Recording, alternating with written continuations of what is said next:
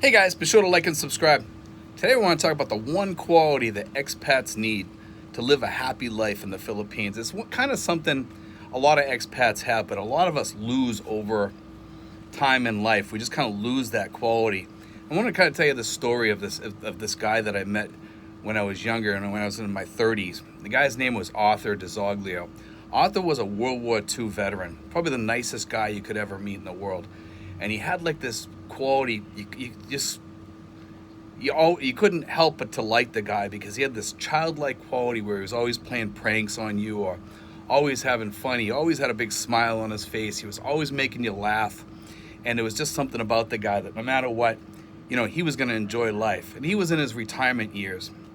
And he kind of reverted back to kind of like his childhood, and kind of that's the way he wanted to live out his retirement, because he was always fun to be around, but he was kind of like a child in his own way, and you always had fun with him. You could always crack jokes with him, and you could always, you'd always be talking about different stories. He'd be telling you about his World War II stories or telling you about people that he knew. He always had some story to tell you. And it was always kind of enjoyable to hang around with Arthur. And he always reminded me,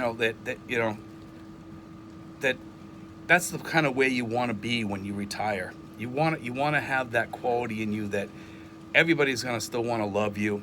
Everybody's going to want to be around you, and you're going to live life and be happy. And that's the way Arthur was. Arthur was like that, and I kind of took some of those qualities from Arthur. As I met people in my life, if I like them, I kind of take those qualities and add them to myself, and it becomes like a part of me. Like my father has become a part of me, Arthur has become a part of me, and other people have become a part of you. And you kind of take on some of those qualities of people because you learn through them how to live your life. And when you see good quality people, that's you kind of emulate them because you want to be like them. Sometimes not all people are like that, but I'm saying sometimes that's the way to be, actually, because people like that, if they're happy, it's kind of teaching you kind of how to be happy by showing you the way they live, that they're happy. And I myself, I like to try to teach people things through me sometimes, because I think that's the way to show people, is by living your life to show other people how they could live and be happy.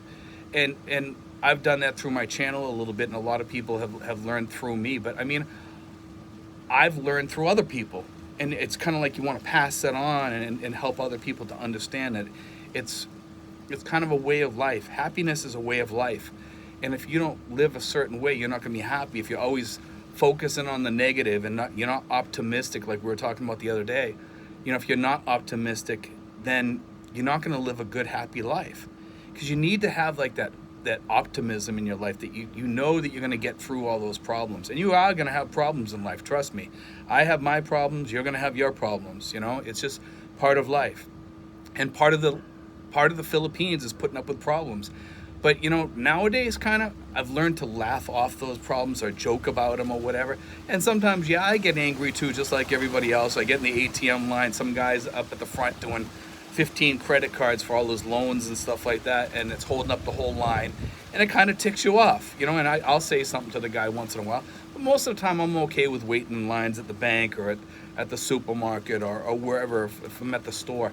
Thank God, though, I have my SM Prestige card that I can go to the front of the line during this Christmas rush, because I don't think I could wait for 2 hours. And the other day I had to wait because I didn't have my Prestige card with me where I can go to the front. So I had to wait in the line, which is kind of like a pain in the butt, but, I had to put up with it. But, Arthur taught me a lot. When I was his neighbor, he used to always play pranks on me. He'd be doing flashlights on my windows or the lasers. The lasers were just starting to come out then, and he was putting a laser beam in my window, and I'm like, what the heck is that now? You know what I mean? And all the time I kind of had a feeling it was Arthur, but one time I was hiding around the corner because I kind of had a feeling it was him, and sure enough, I seen the laser beam come out of his house, so I knew right away it was him. But we had a good laugh that day. We always had fun, me and Arthur. And when he passed away, I kind of took that hard, because he was a really good person, a lot of fun, and he was always playing pranks on his wife too. And the two of them have passed away since, but they were really great people. That generation was the greatest generation for sure. And those, I miss the greatest generation, let me tell you, because most of them are gone. I have a godfather. He's 98 years old, and he's part of the greatest generation. He fought over in Guam. He was in Guam. He was stationed over there as a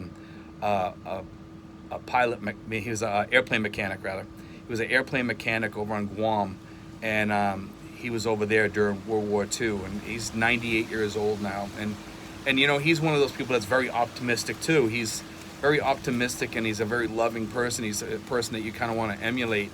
That generation just had something about them. They were kind of like they were magical people. Let's face it, they were very magical people. They just had some quality about them that you couldn't put your finger on. It was just something about them. They always made you happy.